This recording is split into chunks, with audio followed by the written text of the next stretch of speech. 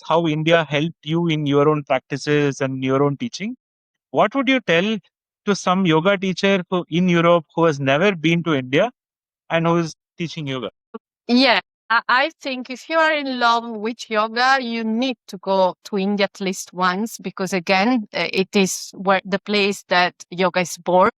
So you need to at least understand, the culture, the history. And the suggestion is for yoga teacher is just to try to understand the real meaning of yoga in India, because sometimes in Western area, we have a different approach, sometimes to physical, sometimes to spiritual, sometimes to mental, it's never a balance. So I always suggest to yoga teacher, go there and check how this balance works, why it is called yoga, why it means union, why it means that you have to balance all the parts.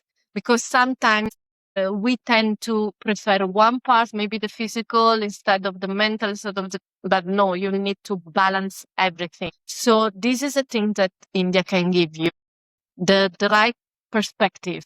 At least once you have to, in my opinion, visit the place where yoga is born. But I think the same when it comes, if you do martial arts, for example, you have to visit the place where the martial art is born. You have to understand the culture, why it's born, why it is like that,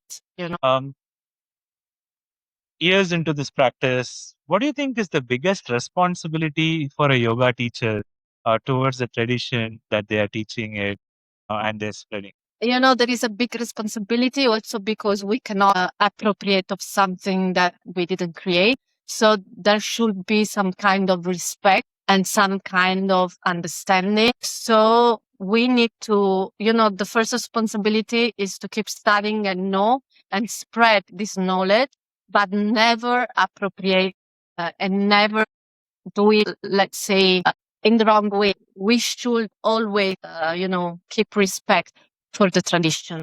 Of course, we can modernize, we can, find a modern way that's normal, but we need to know and understand the tradition and bring the respect and be faithful to the way this lifestyle was born. So I always think that you can do yoga also for your physical, like is a sport, but in that case, you don't call it yoga, call it in another way.